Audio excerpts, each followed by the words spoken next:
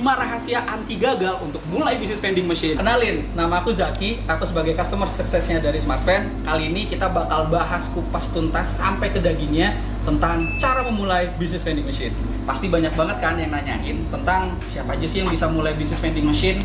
Sebenarnya ya semuanya juga bisa, mulai dari company atau perusahaan-perusahaan, kantor-kantor, sampai ke brand owner, dan nggak menutup juga untuk teman-teman yang entrepreneur. Biasanya nih, kayak yang tadi aku contohin, mulai dari company, mereka itu butuhin buat fasilitas karyawan-karyawannya mereka.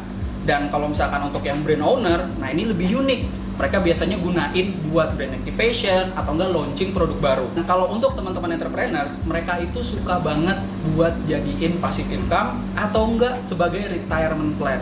Selanjutnya, apa aja sih yang harus disiapin kalau misalkan mau mulai bisnis vending? Kalau dari kita sih, ya kita ada 3 kriteria. Dari yang paling pertama, itu tentang lokasinya terlebih dahulu. Lokasinya ada di mana? Dan yang kedua, itu adalah tentang dana. Kira-kira teman-teman cocoknya itu pakai vending machine kita yang mana? Dan yang terakhir, pastinya dong, produk apa aja yang bakalan masuk ke dalam vending machine. Yuk kita bahas ketiga hal yang tadi udah aku sebutin. Dari yang paling pertama, untuk lokasi. Kira-kira udah kebayang belum kalau misalkan lokasinya ada di mana?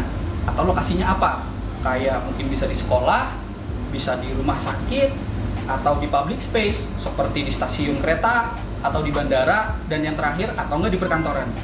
Karena dari kriteria pertama ini pasti nanti bakal nyambung nih ke kriteria nomor 3, yaitu tentang produk. Kalau misalkan teman-teman nih mau jualan produk susu, itu kan bisa aja jualannya di sekolah, atau enggak mungkin bisa jadi jualannya di rumah sakit. Itu pasti jadi jauh lebih maksimal.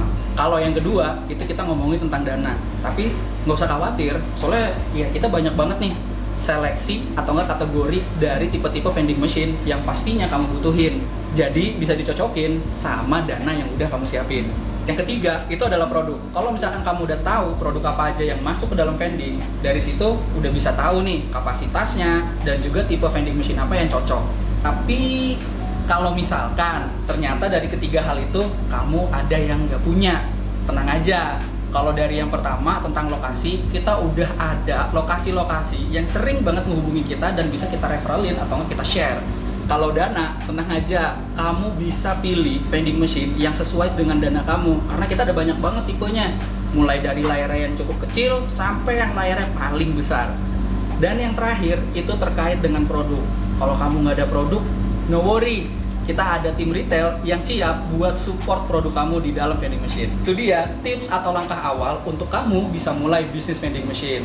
Tapi jangan khawatir, nextnya kita bakal bahas lebih dalam lagi. So stay tune dan jangan lupa follow kita. Buat kamu yang punya pertanyaan, langsung aja tulis di kolom komentar.